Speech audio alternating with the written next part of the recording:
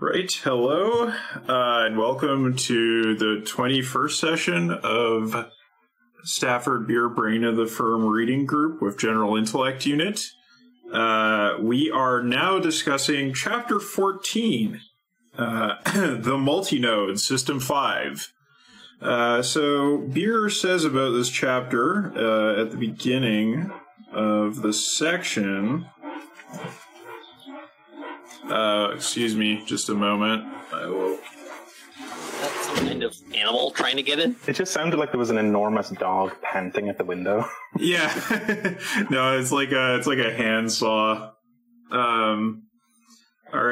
So, yeah, Beer says about this chapter at the beginning of this section, as far as System 5, Chapter 14 is concerned, where we finally reached the top direction of the firm, I have no treatise to offer on the total role of general management.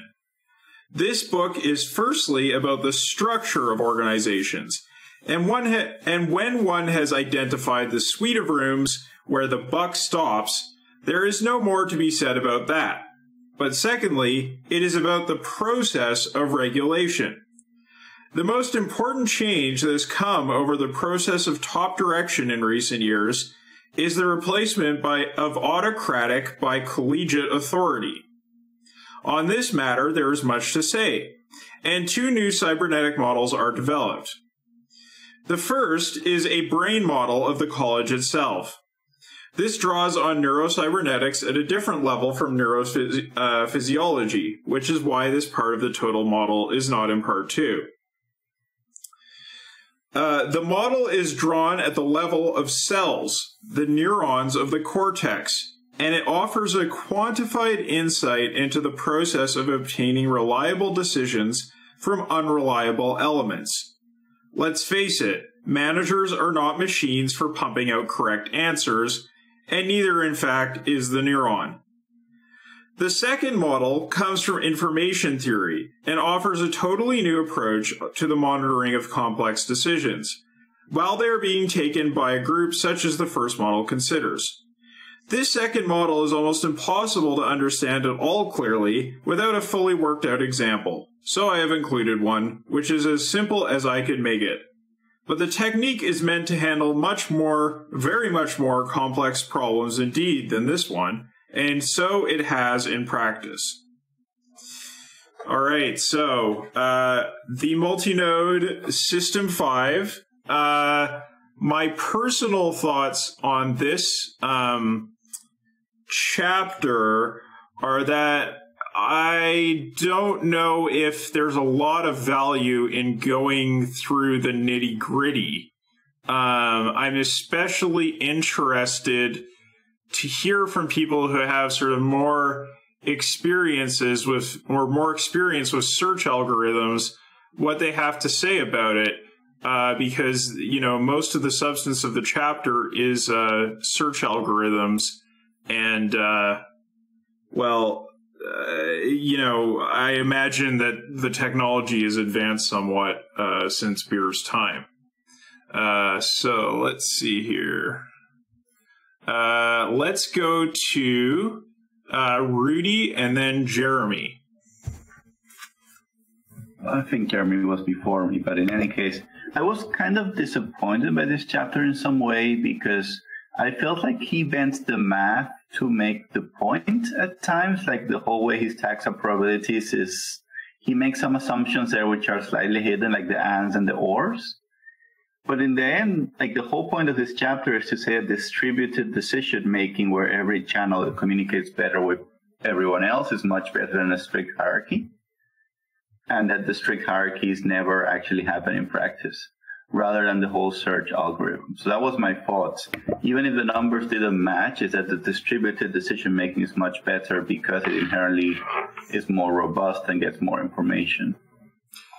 Yeah, there is a pretty straightforward but nonetheless important point there that hierarchical decision-making is inherently lossy and is going to lead to bad decision making, and therefore isn't actually used in practice, even in organizations that purport to do it. Jeremy, go ahead. Yeah, I mean, I would break this chapter into 3 pieces, 2 of which I like and 1 I strongly dislike. So I would say the beginning where he describes what a multinode is. I think, again, Rudy pointed this out, the whole point is to show that top-down hierarchy decision-making in the classical model that you would learn in a business school is pretty much guaranteed to get everything wrong. And the very idea of the CEO knows best is farcical. And I think this is one of the best send-ups of top-down authority making in an organization I've ever seen. I just think it's really good.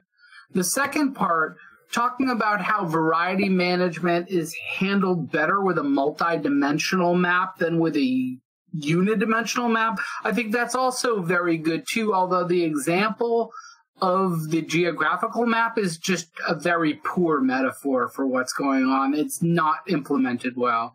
And then the stuff about the decision algebra is just terrible.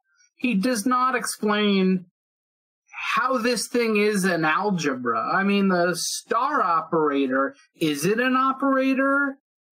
We don't know. Is it a binary operator? Is it a unary operator? What does concatenation mean? What do parentheses mean?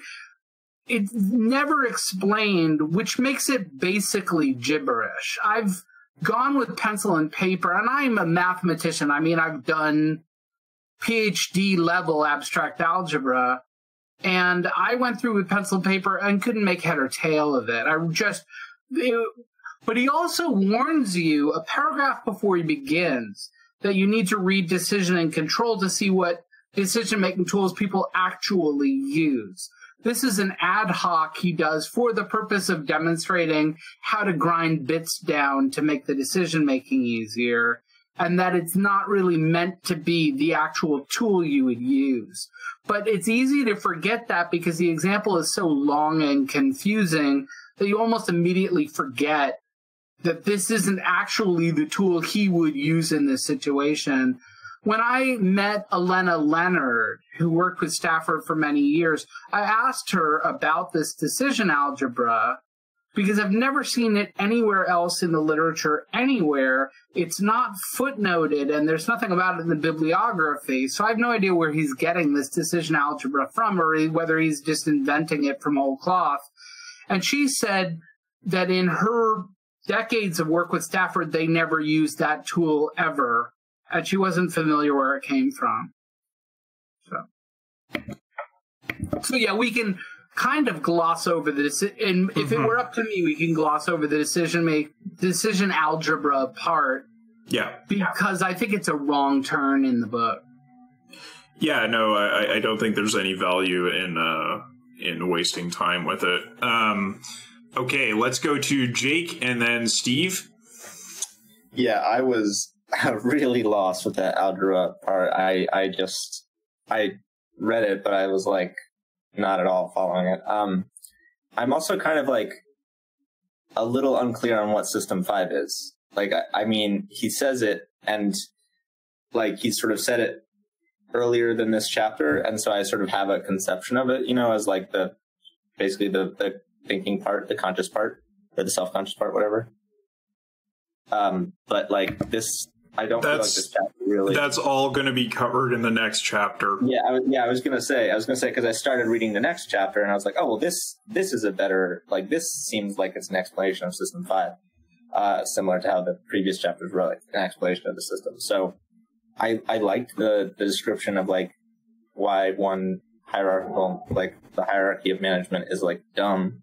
I like that. I think that made sense and was like correct. But yeah, I don't feel like this put me any closer to like understanding what System 5 is or at all how it's like practiced, I guess. But yeah, the first half chapter was good.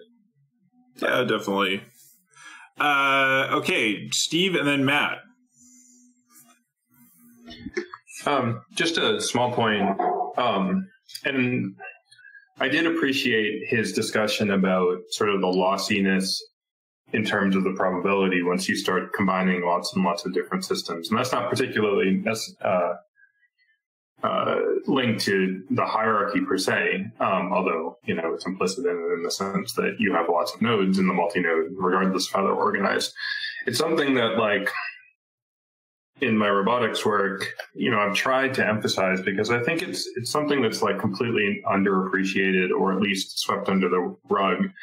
I think here he's being very explicit about how quickly you can get bad decisions and how they compound. And sure, that's well taken, and also in the sort of like binary decision-making world of management is something that's going to happen. But like, when you start building really complicated sensor and motor systems, like robots, one of the biggest challenges you have in the integration is to try to calibrate everything together into the same sort of reference frames, if that makes sense. So that, like, when you see something and you touch something and you hear something, that everything sort of is co-located in space in the same places, so that you can make sense and you can take actions to affect the world in that way. But like, if you get any of those wrong, even just by the smallest amount, then everything just falls apart, and the brittleness and the fragility of it is just an overburdening challenge. And like, it's very quickly to the point where, like, you shouldn't expect more than 5 or 10%, if that, accuracy in what you're doing, which is why so much of the field is driven by, like, hey, I got it on video, here's this cool Boston Dynamics video, but like, how many thousands of outtakes are there where the robot doesn't actually do that? And again, it's just swept under the rug, and why you're only seeing things like Boston Dynamics robot videos and not the overabundance deployment of systems of that complexity in the world. They don't exist because things are incredibly not accurate. And I think Björk gets to the heart of it here, but like, it's just combining multiple stochastic systems, you're almost immediately going to get to the point where your reliability is just in the tank, and, the whole point of this, right, is to overcome that. And that's well taken. But, just the math very quickly makes things intractable. And I think, like, that's just so widely not appreciated. And I think something that, like, cybernetics in general really tries to tackle head on. Right. No, that's a very good point. The example there, I would have to actually go back and look at this, but it reminded me a lot of Cockshot's argument for why delegative democracy is inherently anti-democratic. That you have a concentration of anti-democratic tendencies at every level of delegate selection. And so you always will end up with a elite-driven organization, no matter what. Like, it is, or almost no matter what. It's a similar order of improbability as the top-down organization in Beer's example here, making the right decision, right? So that was interesting to me to see that parallel, but I would have to go back and like look in detail at Cockshot's example again to see if it's really expressing the same principle or if it's something subtly different. Anyway, interesting point there. Matt, go ahead. Yeah. I feel like if Beer's got like a single thesis for this chapter, it's his utter contempt for other managers and just like management practices in general in his time and place. Because like not only is he's saying like why it's dysfunctional, but I feel like like that decision algebra that doesn't even like really work. I think that's like him, just like trying to condescend to them and just like that's like the kind of like sort of toy model that doesn't work that you would like put on a whiteboard, but like, you know, he's trying to say, look, you guys love to fucking think you're good at these numbers, but I know you don't actually understand them. So here's some, yeah. So here's a nice quantitative model that makes you think you're actually smart. Like I find it's just, you know, it's dripping with contempt for them. Also the first part also just reminded me of Richard Feynman's like post-mortem for the Challenger disaster, where he found that like the further you were from the shop floor, the lower the chances you thought were of an accident happening. And I think it also speaks to like Beer's model there is kind of assuming that, you know, it's just pure probabilities, but like it's also like it's a skewed probability, you know, like in the Challenger thing, you know, the incentive was always to make it seem like things were better than they were. So like, you know, you're not just losing information, but like there's also incentives to give a certain kind of information. Yeah, and to be clear, that's basically Cockshot's point as well about delegative democratic practices. There is, because of sort of the meritocratic bias of and the class bias of delegate selection, you will always end up with a non-representative leadership, which is heavily biased against working class people or people with less education. Because of, like, you know, similar to the Challenger, the principle of we should launch because that looks good for NASA, just concentrates the further you go up the chain. Okay, well, I think then my feeling about this chapter is we go over the first section in a little bit of detail, and then maybe have a brief discussion about the second section and just drop the third. All right, so the direction of the Enterprise, with its concentration on where we are going rather than where we have come from, with its foresight, that is to say, is the thinking part of the whole organization. This, for the body, is the cortex itself. And for the firm, it is the senior management. We may ask how System 5 is organized to deliberate policies and to take decisions. So here we have an orthodox org chart. It is basically, you have one leader at the top, and then 3 below that, and then 3 below each of those 3. In Figure 39 is depicted the highest managerial echelon of the firm, as it might be seen on the typical organization chart. There is MM, the manager of the whole enterprise, called the chief executive, and he has 3 main subordinates, M1, 2, and 3, who are directors or vice presidents. Each of these, this is simply a convenience, also has 3 subordinates, so there are 13 people considered in the illustration.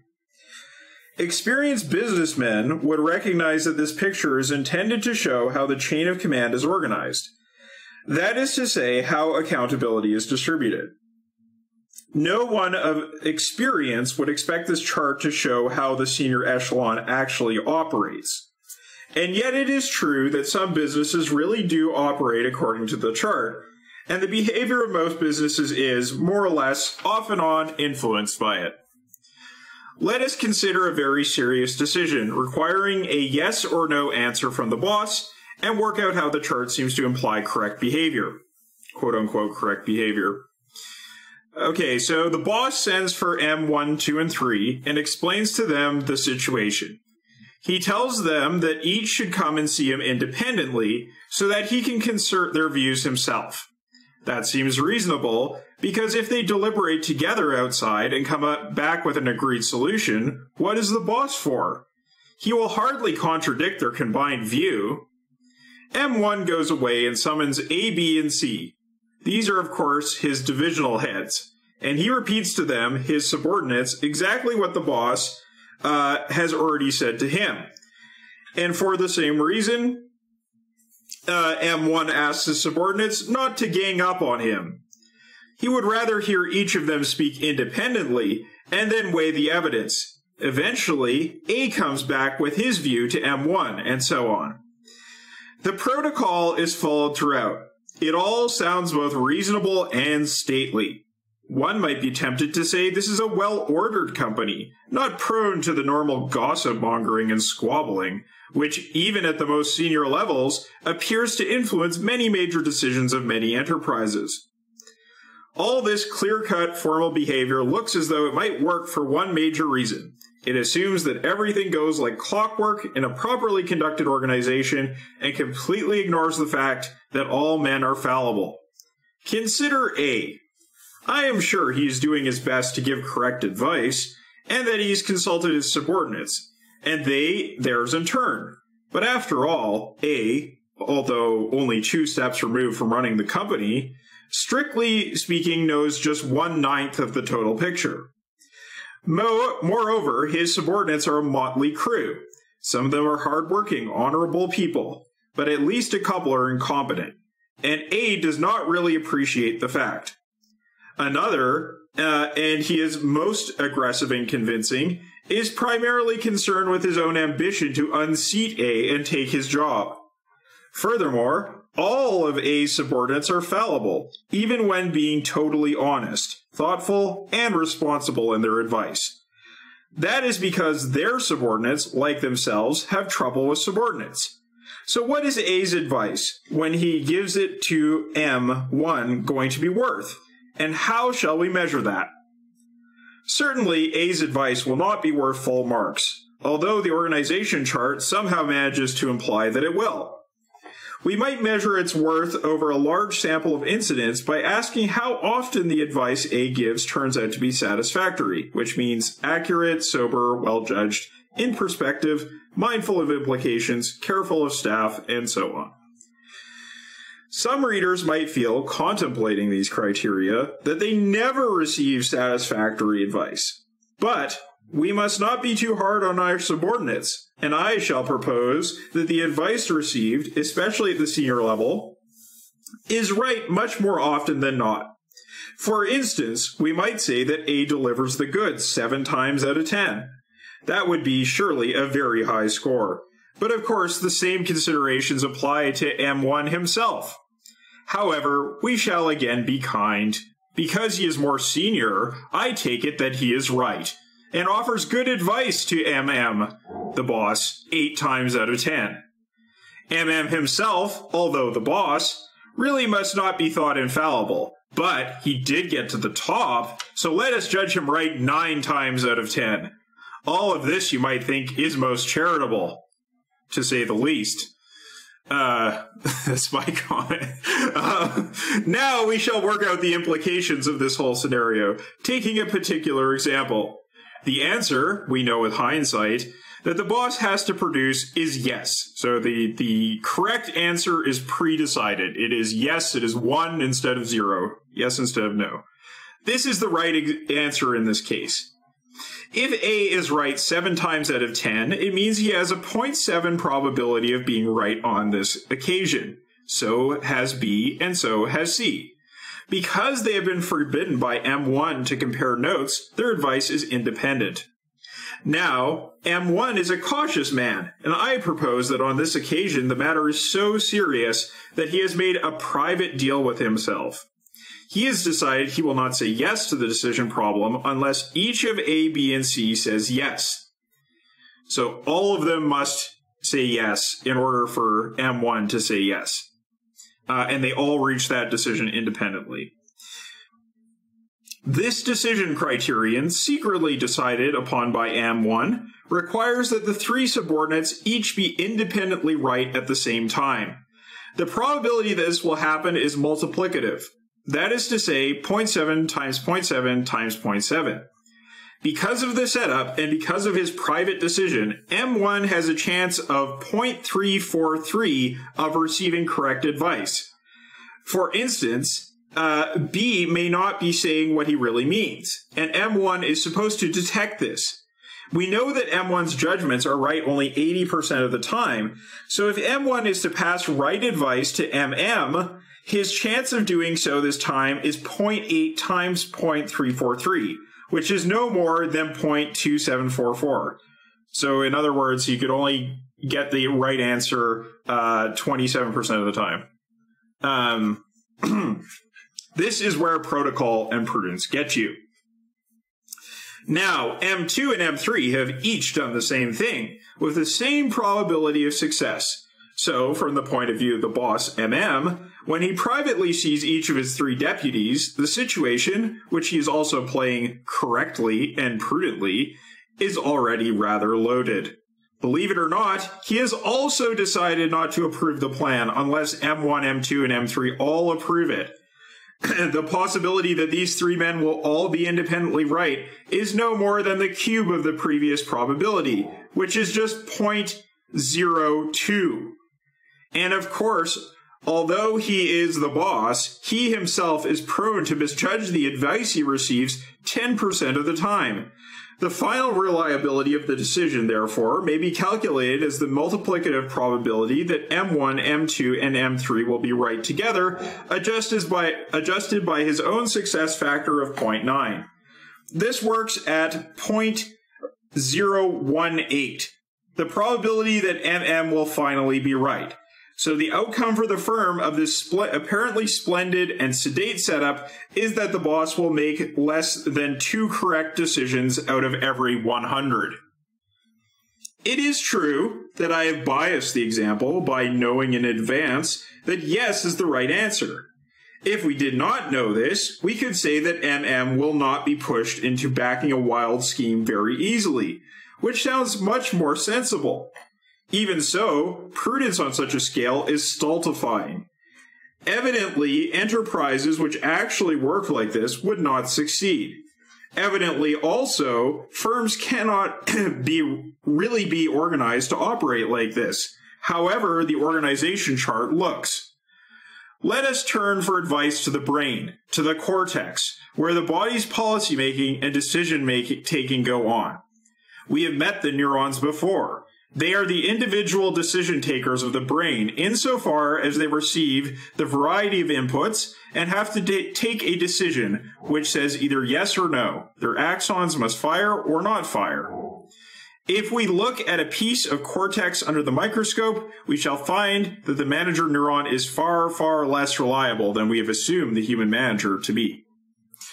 All right, so any comments about the little farcical scenario that Beer sets up here? Shane, go ahead. This whole kind of fragmented image, right? The epistemological fragmentation of stitching together the thing stems directly from the capitalistic bourgeois brain rot that is the kind of micro-tyranny mindset, where right up at the start that the subordinates are forbidden from collaboration. They must report to him independently, and he, the king, will integrate the information. And this is the homunculus theory of organization, where a little man, literally a little man at the nexus of coordination, will perform this social function. And yeah, it's absolutely degenerate. It guarantees the wrong answer every fucking time. And it flows directly from the structure of ownership and of the way power works in the society, right? The little man will decide, and that's how shit's going to be. And it guarantees failure. There's no other way it could be. And it also means that trying to do Bolshevism again or whatever is guaranteed to the same failure. It also means that the reactionaries who are oh, we should just put a king in that seat are also guaranteed to failure. None of this shit will ever work. It can't. It's a completely warped way of going about things. Now, Beer does say that, in practice, things work otherwise. But this is the image of themselves that these people have. It's the image of their own organizations, and that still distorts things. So what you'll find in a lot of organizations is that there's a kind of shadow network of information flows behind the scenes that are unofficial and not officially supported, and are always at threat of being axed. When it becomes inconvenient for power. So he's right that this can't actually be how things work because nothing's workable this way. but things still tend this way, and you get outright failures like Sears, right? Like the kind of sometimes the true psycho bullshit of that kind of Randian capitalistic ideology does actually get its day in the sun and completely fucks it, like unequivocally fucks it. Luckily, most of the time they don't actually get to operate this way, but they get to pretend they operate this way, which conditions their own brains, which it's poisonous, ghastly stuff. Yeah, so this sort of applies to all autocracies, right? And I think we had in the Discord this week, someone posted the person who actually came up with the org chart in the first place, and they were a military man. So that was the kind of tyranny they were operating with. But it was still basically operating on the same principles. Okay, so Jeremy and then Matt. Those of us who are in technology, we have got these like tech lord, billionaire genius, in air quotes, people. And it makes you wonder, like, if Tesla worked only according to Elon Musk's whims, it would be a smoking crater. There must be a secret system in play that keeps Elon Musk's whims from completely fucking up their organization all the time. But we don't know anything about that. And we see this, I mean, in most, I know people at Facebook and Google and Amazon and most of these big companies, and I have no idea how they keep their companies from shitting the bed, and yet they do. So there has to be something else going on. I mean, the times where you see these hierarchies totally reinforced, the example that comes to mind for me that's had a real impact on my historical epoch is the U.S. occupation of Iraq following the 2003 invasion, where you had a bunch of brain genius neocons who had these fantastic Pinochet-style ideas on how a government should be run that were just utterly barking insane. And it was very clear that none of them understood Iraqi culture or Arab culture in any way whatsoever. They thought they could go in there and create kind of the ultimate Randian system.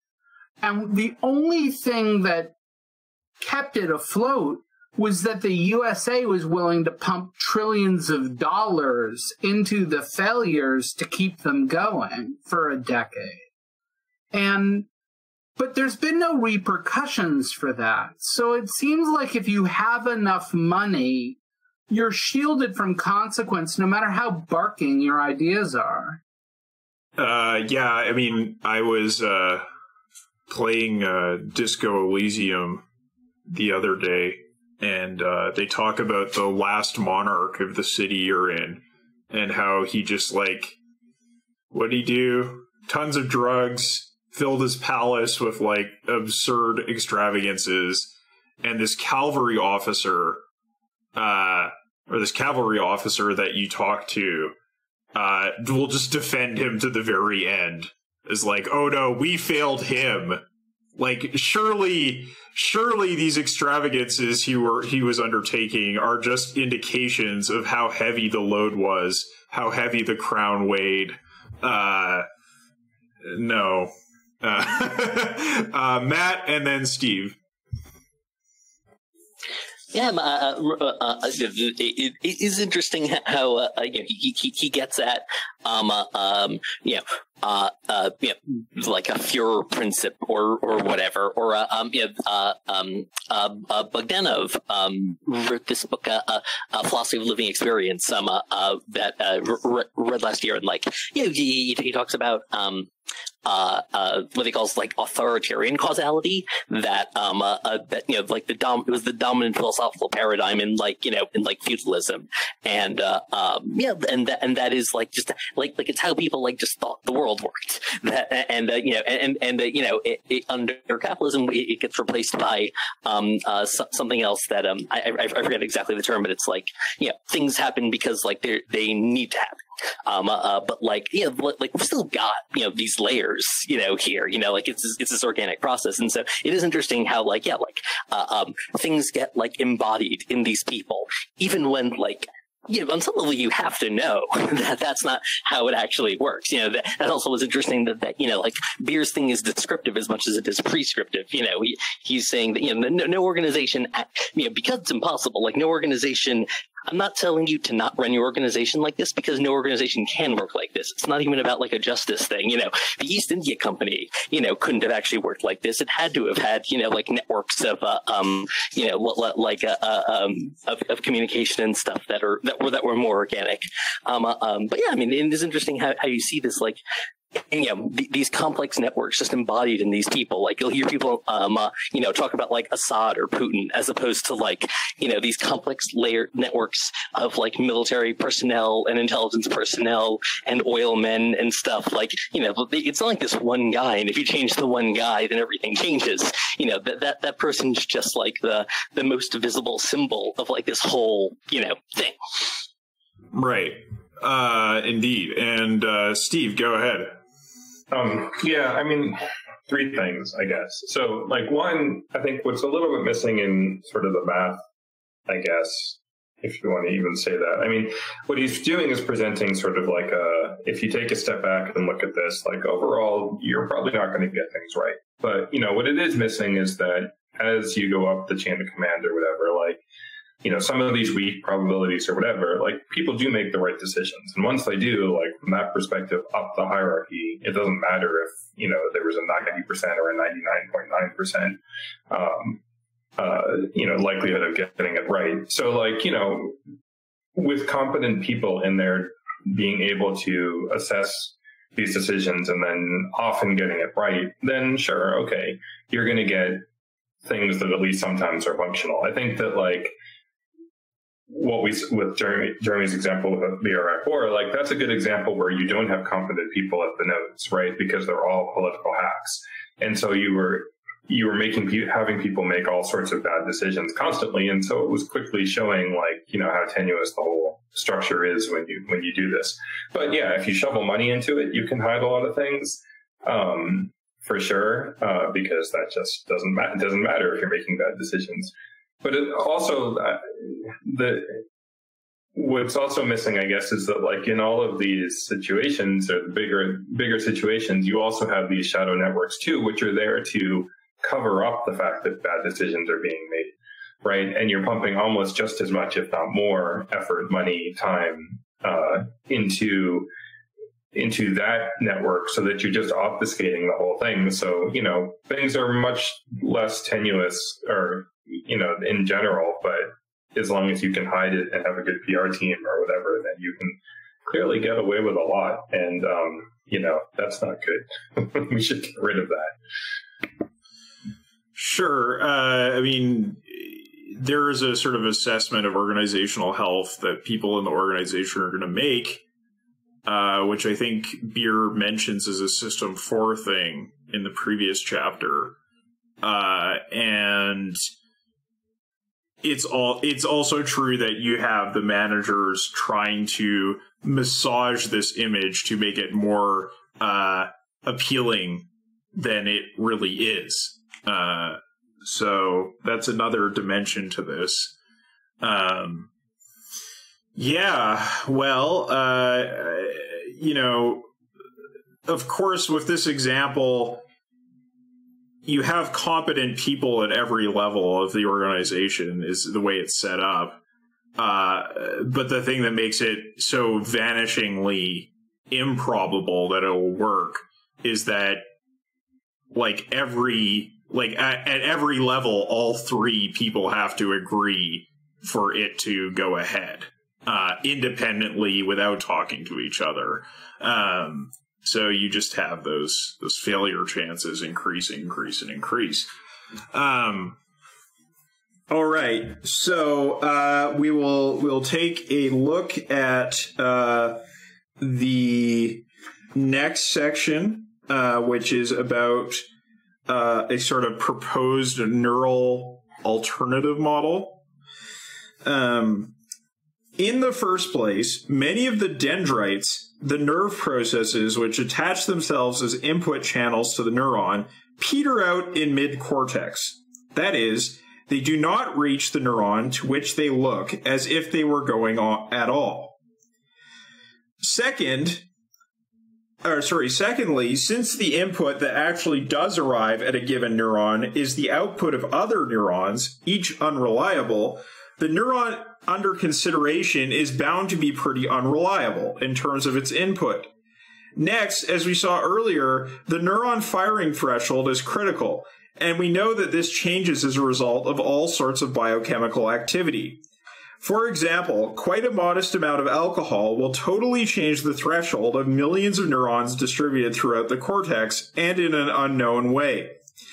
It has indeed been proposed that the transfer function of a neuron is an eighth-order nonlinear differential equation, in which all the variables are subject to subtle changes on the microsecond scale.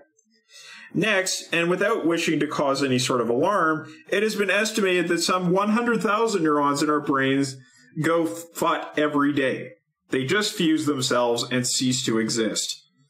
Moreover, they cannot be replaced. This kind of tissue being, unusually for the human body, non-regenerative.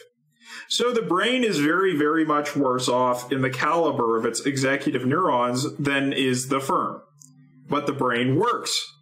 Although people imbibe large quantities of alcohol, they do not really lose their ability to behave roughly as human beings. Though an old man may retain no more than 2/3 of his original complement of neurons, he usually retains a fully paid up. Usually remains a fully paid up human being until the end, but notes some signs of senility that are likely to be attributable to this cause. Impossible not to think of Joe Biden here. The fact is that the brain handles these problems exactly as does the firm. Neurons do not work independently, but reinforce each other. Managers, too, are not, as a matter of fact, often isolated in the way the chart seems to entail. In short, System 5 is not the collection of nodes, logically organized to be precise and well-mannered, that our first model suggested. It is instead, whether made of neurons or managers, an elaborately interactive assemblage of elements. I call it the multinode. Then let us, by all means, try to draw a better org chart than we had in Figure 39. An attempt to do so appears in Figure 40, and it will at once be noted by anyone who has ever looked at a book about the brain that this diagram, save for the letters, looks extremely like a chunk of cortex. In fact, we are now resolving our model of the nervous system to a level of detail much finer than before, and we pass here from the consideration of neurophysiology to that of neurocytology. Cytology is the science dealing with the cells themselves. This new organization is still concerned with the interaction between 13 top managers who look exactly as they did before in real life. But it is now conceded that A, B, and C are in a communication with each other and are capable of formulating a view. What is not conceded is that a single transmission of this view to M1 will necessarily convey their considered opinion. 3 transmission lines have appeared between the concerted outlook of these subordinates and their chief. This accords with cortical architecture. It also accords with behavior in a real enterprise.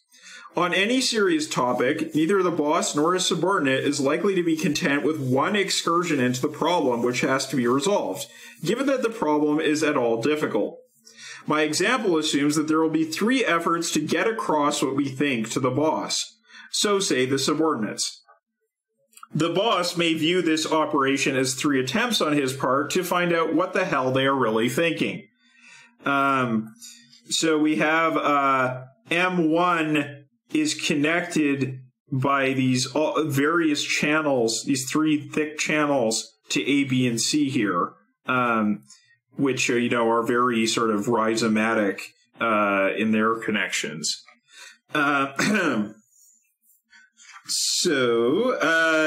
Secondly, the picture given in section 40 does not conceal the undoubted fact that A, B, and C talk to other seniors than M1, even though they are not responsible to them. Of course they do, and the other seniors want it that way. After all, in any given case, M1 may be making 1 or 2 of his gross errors of misjudgment out of every 10. Besides, all concerned know that there are many ways of illuminating problems, and their discussion is a growth process. It is not really a question of counting the heads pro and con. So this model, based on neurocytology, allows each of the 3 inputs to M1, M2, and M3 will not only be repeated 3 times to each of these seniors, but will be relayed to other seniors as well. Finally, it is important to pull down MM, although he is the boss, from his pedestal. He does not sit in an isolated state, or if he does, he will not be the boss for long. If he treats his 3 immediate subordinates with any respect, that is to say, as colleagues among whom he is primus inter pares, then he will join in the decision-taking process with them. Moreover, he himself is not above receiving messages from the next stage down. M1, 2, and 3 may, in a protocol-ridden organization, vigorously complain that there are direct channels of communication between their subordinates and their boss. But in any real situation, which is at all robust, this is exactly what happens. A does not entirely trust M1's judgment. Perhaps, and besides, this is a real world, A wishes to register personally with MM. For his part, MM does not want his life sources chopped off by M1. Who are these people who advise M1? What are they really like? And are they any good? For this has a bearing on the value of M1's advice, and so on. Thus we find in Figure 40 an account of a brain-like organization for the top-level decision process. There, as before, are the 13 executives, but this time they are seen to be organized sensibly. Now, let us calculate on precisely the same presumptions as before the reliability of the decision which the boss will transmit. Given that all 13 men are prone to error, it might appear that all their mistakes will now often be repeated, so that the outcome is worse than before. Not so, as we shall see. Anyone have comments about this section? Okay. So, yeah, Jake, go ahead. Yeah, I think this is a pretty good section. I like, how he's talking about sort of the multiple ways in which the connections between the people, I guess in this case, senior managers, right, actually add up to something worthwhile. And I think this is again, where the analogy between the neurons, is really key, and really, really fits well, And I think something about the sort of how he talks about the connections between the neurons. There are a lot of connections at the beginning, and then they kind of get pruned off as they don't get used.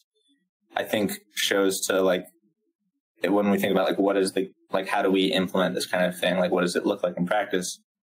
I think obviously, well, not obviously, but thinking about extending it past just what does senior management look like in a place where there's not technically senior management, is it elected leadership of an organization, or is it just all people, all members of an organization? I think this is where the allowing for discussion between people in an organization is key, and it's that builds the kind of connections, and then the ones that aren't used just die, quote unquote, the people that decide not to use a organization-wide Discord or something, that means they're just kind of left out of the process. And I think, work needs to be done to integrate people into the process. It's kind of an ongoing thing, especially if you're an organization that wants more people to join, then you kind of constantly need to be refreshing people's memory that oh yeah, this thing is this, by the way, just in case you haven't seen it, here's this place to do this discussion, or here's the channels to have these things happen. And I think there's like resistance to this among like the left, among some people on the left, people that don't want to like give up their control, right? Give up their control of information flow, or people that are mistrustful that the people are going to use it in the way that they want to use it, which is like, yeah, maybe they're not, but that doesn't mean it's bad, you know? So I think this is like one of those things. I'm still a little confused, I guess, or I'm curious about like how this kind of integrates into the actual like whole picture of what System 5 is. Because I know it was talked about some time ago of like, I think it was Allende or whoever said like System 5 is the people. And it's like, I'm kind of struggling to figure out like, so what does that mean in this kind of instance? Like, how does that just mean like the link, there must be like links between all the people so that decisions can have input from all the people, which like I agree with, but like I don't know if that's what sort of you could kind of make that connection or what, but yeah, I think it's pretty interesting. Great. Yeah, so hopefully we'll get a little bit more detail about that in maybe a little bit in this next upcoming chapter, but probably in the final section of the book more so, I would expect. So Jeremy and then Matt. So one of the later beer inventions in the 90s, I don't know how familiar you all are with team syntegrity, but it was an attempt that beer came up with to create a multinode to do decision making. And it uses geometry. Basically, I don't know how many of you can visualize an icosahedron, like a 20-sided die from D&D. But imagine that each person is an edge on that icosahedron, and that each vertex is a topic worthy of discussion needed in a decision-making process. So each person touches two vertices, and because they touch two vertices, they're on those two teams. And your idea, each team has 5 people on it, because 5 edges meet in a single vertex. And through a series of iterations, you do, all the teams meet 3-4 times, stackable over the course of a week. Your ideas reverberate all around the sphere over and over again with the hope that you reach some sort of consensus. And so Beer took the question of what is a multinode very seriously and came up with an incredibly specific answer that suffers from being too specific. It only works with 30 people and attempts to change the number of participants into something that doesn't map cleanly onto a Platonic or Archimedean solid. Kind of fell apart. But he was very, very interested in coming up with multinodal processes that were absolutely non-hierarchical. Every edge is equidistant from the center. So there is no boss. There's no, that everybody in the multinode has exactly the same level of hierarchy. But if you ever read the book Beyond Dispute, The Invention of Team's Integrity, is a book-length treatment of Beer's attempt to do a multinode. All right. And Matt, go ahead. Yeah, for System 5, I think one thing that's important, and that gets with it with this integration is that the senior management aren't like doing syntegrations like constantly. I think the trick is that System 5 works at a totally different time scale than like everything else. Like your conscious mind, works a lot more slowly than you're making way fewer decisions like per minute than like a skin cell, and so your System 5 can be like a committee that meets twice a year, and then the people that are there are System 5, and they're setting like the sort of high level like parameters, that wind up governing like other stuff. And I think Jake was saying with getting rid of entrenched leadership. I think another thing that he's kind of getting at with this integration is that it's maybe even like cockshot style sortition that, or which you can even see I think in like academic departments. Like my understanding is that being chair of the department isn't like something that you are for years and something that people want. It's like a burden that people pass around like year after year, and I think like that's kind of Beer's model, but that it's it's this temporary thing that that it is just one of the hats that you wear sometimes. Oh, and also one last thing about that, in terms of like neural things like that are understood differently now. This is actually one of the ones that's like very different. Like you totally make new brain cells like all the time. Right. I thought that was the case. So these examples between the firm and the brain actually are more parallel than Beer thought at the time. Rudy, go ahead. Yeah, I'm thinking now of the episode from your podcast on the conference inspired by Beer with the icosahedron and how that was a way of getting communication across. And there was also a comment on the podcast by Y Theory by the Todd McGowan and his student on how they ran an experimental conference where there were no name badges and no nothing, and nobody was allowed to do anything, just to experiment, and how modern day conferences are so hierarchical and so linear, nothing ever gets sorted. So I'm wondering if it would be good to start thinking of new methods of doing meetings rather than these linear serial meetings, which are so kind of ineffective in many ways. Right, and that's definitely like an application of Teams integrity that has been explored. So yeah, I think you're completely right there. Shane, and then Jake. Yeah, when I was at Metaforum, we ran a session that lasted a couple of hours that was like a kind of modified Teams integrity. It was more like a triangle, and they'd figured out a way of just kind of making it work. But the general pattern still worked.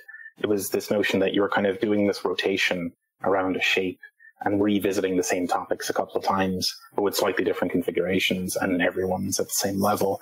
I think it's a really interesting avenue for further exploration. I think you could probably work out ways of generating, given a number of topics and a number of people, you could generate a rotation.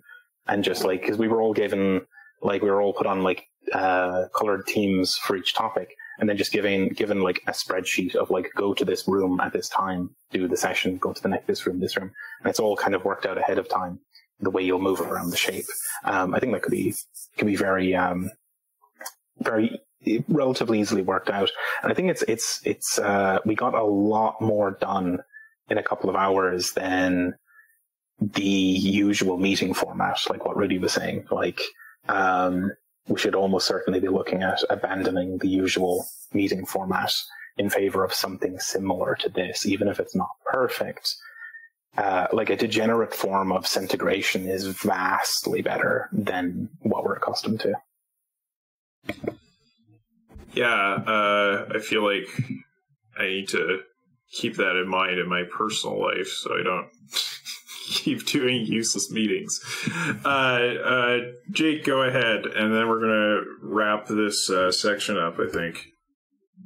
Yeah, I remember, I think that was one of the first episodes that I heard of the podcast that really hooked me into it. It was very interesting. And I definitely think about that a lot, of what are ways we could kind of have different ways of meeting that are actually more useful. I guess one thing is with that thing at the Metaforum, there was already kind of a goal in mind. And for some meetings where you don't have necessarily a goal in mind, or part of the meeting is to develop the goal or to develop the whatever, then it's maybe a different thing would be more useful, or a different strategy would be more useful. But also just there are ways of I don't know, I feel like now that all these meetings are happening via like Zoom and stuff, you know, there's like more creative ways that you can use. Like, I know I've done meetings where it's like we all have like a Google slideshow thing that we all like a slide that's just a bunch of empty sticky notes, and then you type in stuff on the slide, and then you all drag like a bunch of stars there in the corner to the sticky notes, you know? And so it's like a way of like allowing for more variety and like better communication of that, I think, than just like one person talking, then another person talking, then another person talking, which like, especially on like online meetings can be very like, can take a lot more time than it would like in real life. But yeah, just different ways of doing that I think is very interesting and worth exploring. And so those stars are like attention markers, like I want to discuss this, I want to explore this. Yeah, or like we did a thing where we did that and then drag stars to that and basically like said like, okay, we'll talk about the ones that have like the most stars, like the top 5 or whatever. Right. There's a way of like narrowing down the kind of scope of discussion. Okay. Yeah, cool. That also sounds good. All right, so let's wrap up this section here. There are still 3 messages coming up each line, but they are not independent. Each message still has a 30% chance of being wrong, but the joint chance is 0.3 cubed. The probability that A will now receive a correct message from his own staff has therefore become 1 minus 0.3 cubed, or 0.973. But each senior manager is now receiving the message from each of the 3 sources, which gives him a multiplicative probability of being right equal to the cube of the last figure, adjusted by his own probability of being right equal to the cube of the last figure, adjusted by his own probability of making a correct judgment. Now we said that M1, 2, and 3 had a 0.8 probability of making a right judgment, whereas the boss, MM, had a 0.9 chance. The model proposed treats the boss as a colleague of his 3 subordinates, so that there are 4 people equivalently deliberating this problem as a consortium, each with an average possibility of being right 82.5% of the time. This means that any one of the 4 have a chance of being right, which is now P equals the absolute value. Is this absolute value markers? I can't quite read the text there. Brackets. Yeah, it's just brackets. Okay, so yeah, P equals 1 minus 0.3 cubed, 3 of those times 0.85 or 825, or in other words, 0.76 chance of being correct. But because all 4 of them are deliberating together, the total chance of making an error is the 4th power of the chance that any one will make an error. In other words, capital P equals 1 minus P to the 4 equals 0.0033. So that is their chance of making an error. So the probability this entire system will yield the wrong answer turns out to be 1/3 of 1%. In other words, this management group will, as a whole, hardly ever make a mistake, as long as its members really collaborate. This is how the brain does the trick, and this is how successful managements already work. It is the way to get reliable results out of unreliable components. All I have tried to do is provide a cogent explanation for their mutual success. But what surely follows from this is that we ought to retain in our heads a better account of the organization of the enterprise than our orthodox charts supply, and make various admissions which appear to conflict with the orthodox principles of management. We ought in particular to admit, 1, that any boss is a colleague, primus inter pares, of a group which includes his subordinates. 2, that one man, one boss principle may work in some contexts. There will be only one salary, hopefully, but that protocol must not forbid rich interactions throughout a group. And 3, that there is necessarily more communication between people at the same level in the enterprise by far than there is between seniors and juniors. I mean, this is just obvious if you think about, like, school cohorts, right? Your seniors and your juniors in school. This is especially obvious in Japan, where you have the senpai-kohai relationships. So these are very formalized relationships. And then the people among the same age cohort or same grade cohort will communicate a lot more than they do if they're senpai or they're kohai. The first 2 points, and the third to a lesser extent, emerge from our analysis. More telling evidence for the third point, however, comes from behavioral science, where many measurements have been made which clearly indicate the truth of the assertion. In the diagram, these horizontal pathways have been no more than indicated because the picture is already complicated enough as it is. The next question is, how on earth can this kind of system be controlled? Anyone reading this who quickly appreciated that in real life groups of people operate as in figure 40 rather than 39 will have considered that I have been busily discovering the Mediterranean. Of course, people work like this, he may have thought. The operation of such a system is usually called politics, and success goes to the politically skilled because of the immense complexity of the communication paths. Moreover, the whole ethos of the multinode is political. There are manifest opportunities to manipulate other people to one's own ends, to renege on one's boss or one's staff or one's colleagues. But there must be a better answer than this. The reason we need a better answer is that the multinode as we know it may actually work, but it takes far too long to work successfully. Its methods were evolved in a more leisurely age, and we investigated in part 1 the reasons why more rapid means of adaptation are necessary in a technologically exploding environment. Now, the multinode often involves many more people than the small number we have so far considered. People, furthermore, who do not stand in easily demarcated hierarchical positions in relation to each other.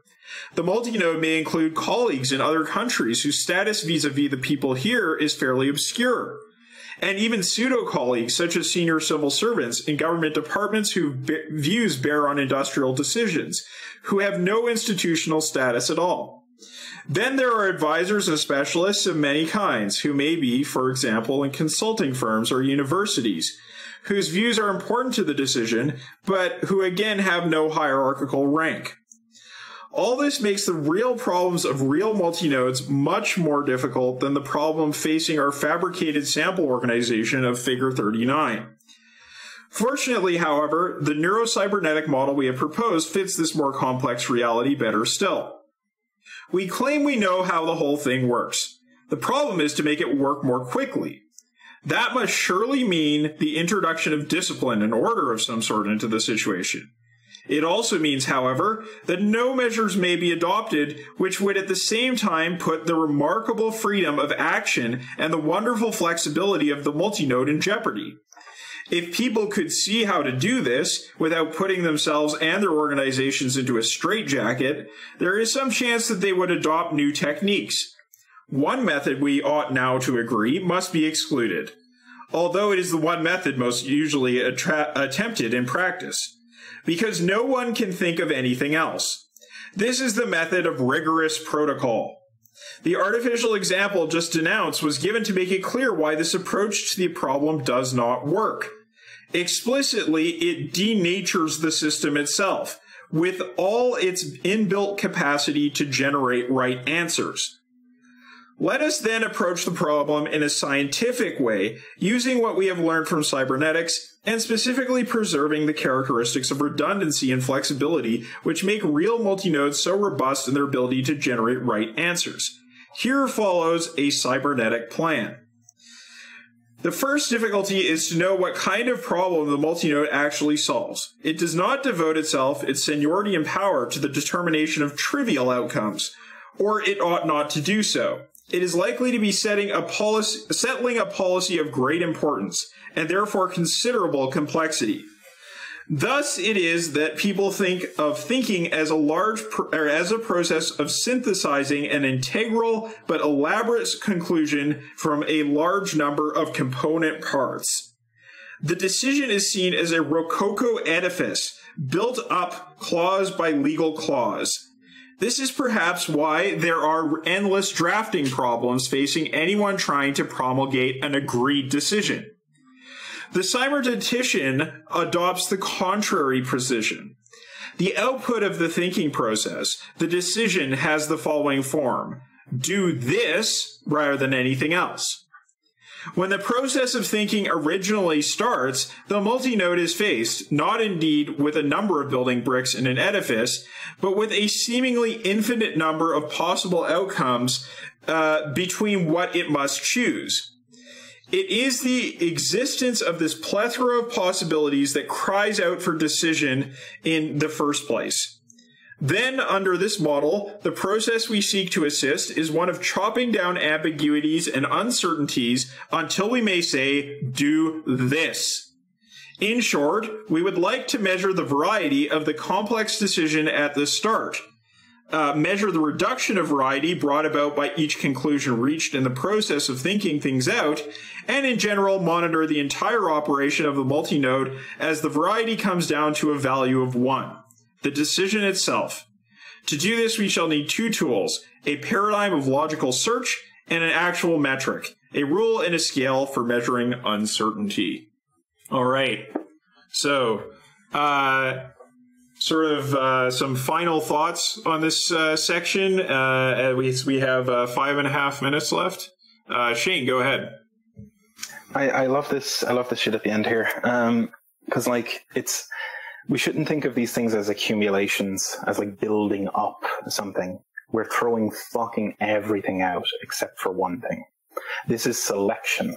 Right. And this, like, if you think like your sort of natural selection, all those kind of things, cybernetics with its like information theory basis and like selection, communication as the selection of a message from a space of possible messages.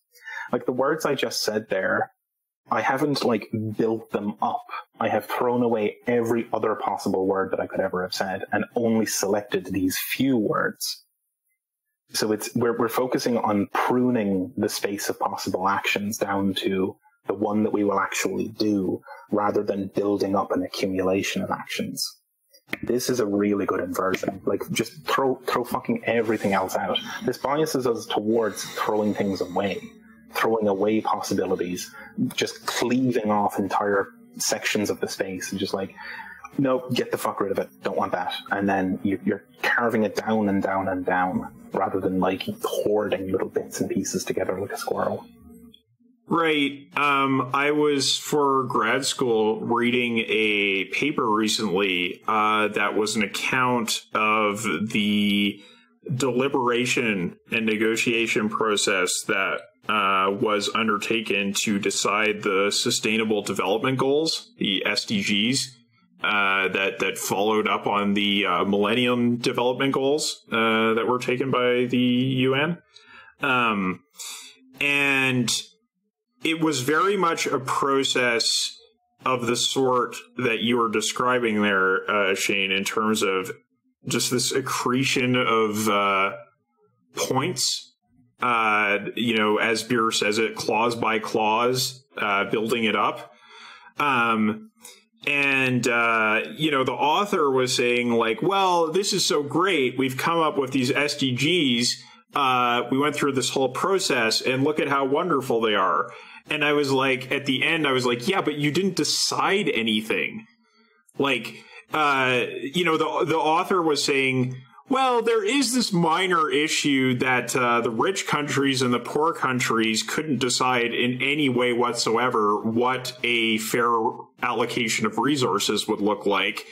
But it's not really that important. Like, we made the SDGs, and they're so nice and shiny, and that pretty much is worth it. So, big pats on the back for everyone all around. But nobody outside of the global governance bubble expects the SDGs to achieve anything. like in the sense that they state, like, for example, the first SDG is eliminate all poverty everywhere. Nobody who is not in this group or in that group would expect that the SDGs are going to eliminate poverty globally. It's like, oh yeah, I'm sure you really got all the parties to commit to that, to actually make a decision to do that.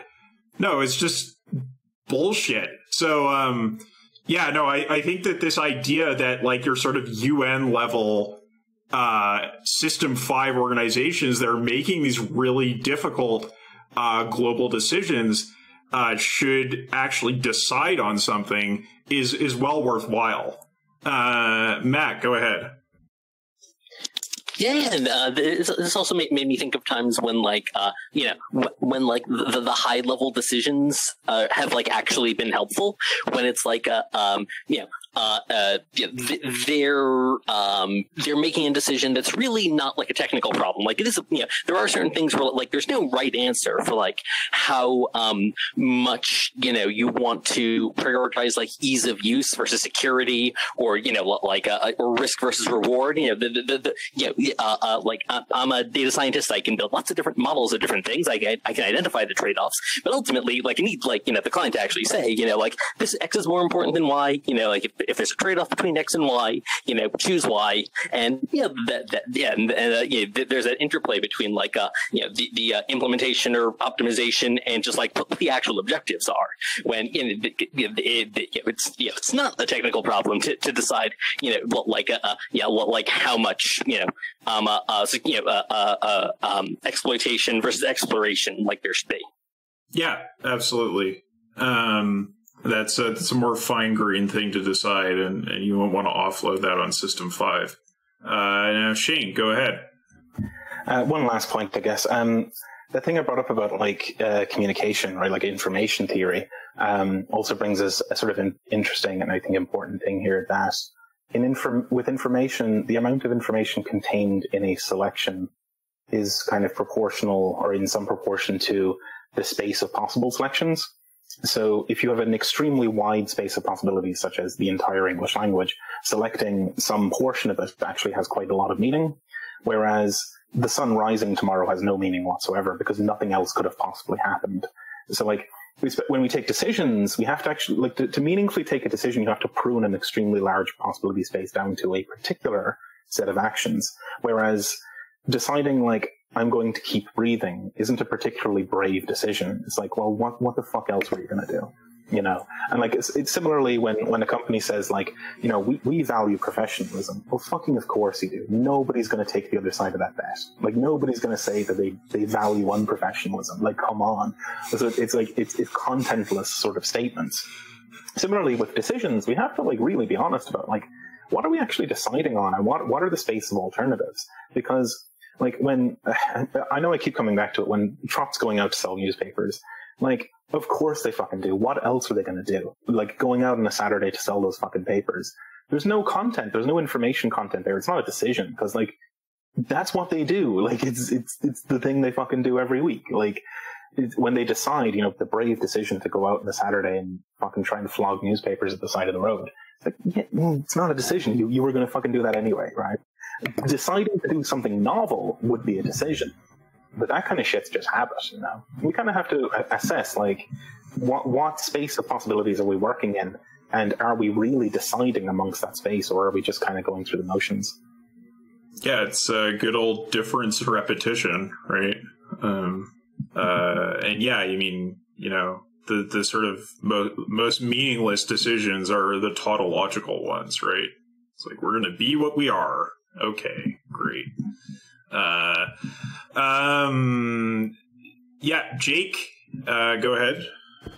Yeah, that definitely, like, agree with that. I think, and it kind of goes back to, right, the, like, amount of variety your, like, system is, or your organization is set up to handle. And of course, like, getting it back to, like, System 5 is, like, how are those big, like, total organizational shifts decided, which is, I guess, kind of making me feel a little more confident in, like, that I understand a bit more of what System 5 is, especially like thinking about it as like the people, or thinking about it as like basically the mass, or the group that is ultimately like going to be driving what is happening in the organization, right? And from a firm's perspective, it's like the senior management and like the board and all that stuff. But like from a socialist perspective, it should be the people, it should be the masses. And when you think about like a trot organization versus like some other kind of organization, it's like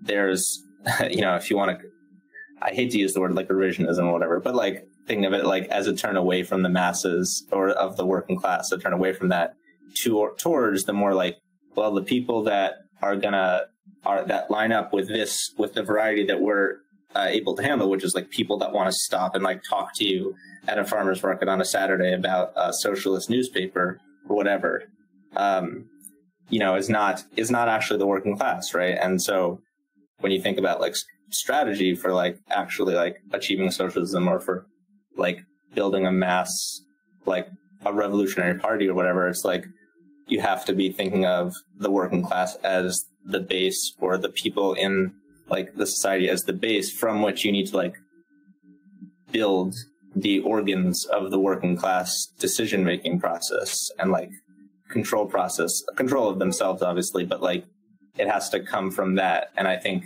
like so many of these like little sects like get it wrong because they only know what they know, and they think that what they know will work if they just give it the right time and right circumstances. But it's like both of those things, like the right time and the right circumstances happen, but like you can also miss them if you're not the right set, like if you're not organized in the right way, because you're not attuned to that kind of variety. You're not able to take in the kind of input that you need in order to like actually build socialism, whatever that looks like.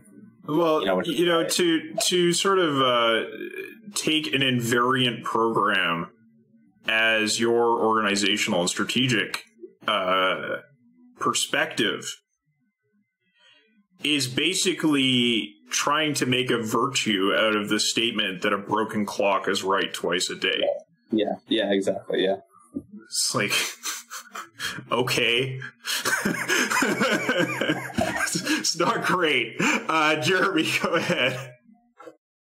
Yeah, in Status Quo, which is Beer's take on Marxist Capital, there's a diagram where it shows that capital organizes and forms System 5s, but that the dictatorship of the bourgeoisie is constantly scrambling proletarian System 5s.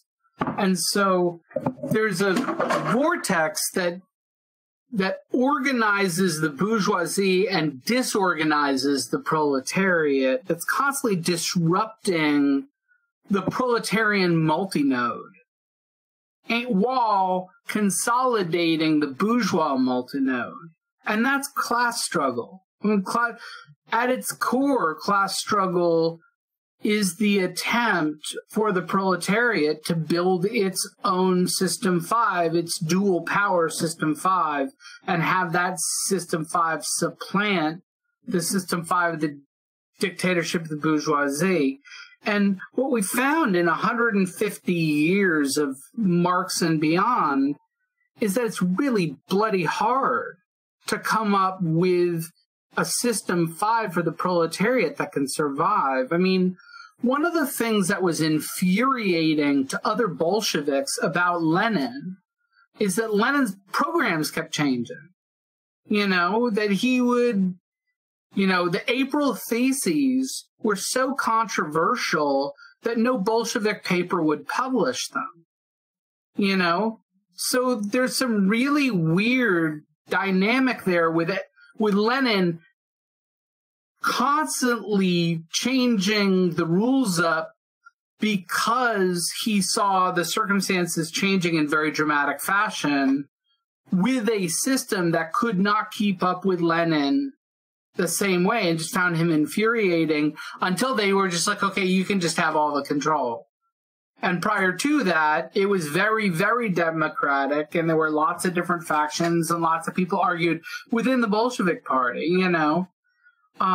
What ends up happening in a crisis, and we'll see this in chapter 20 in all its gory detail, is in the face of a crisis, the only thing that people seem to think gets you out of a crisis is absolutely brutal, as in life snuffing out, variety attenuation in an emergency that pretty much guarantees the emergency continues. I mean, I think the program for any socialist endeavor is to come up with a proletarian, truly democratic System 5 that can survive a crisis, and no one's solved that yet.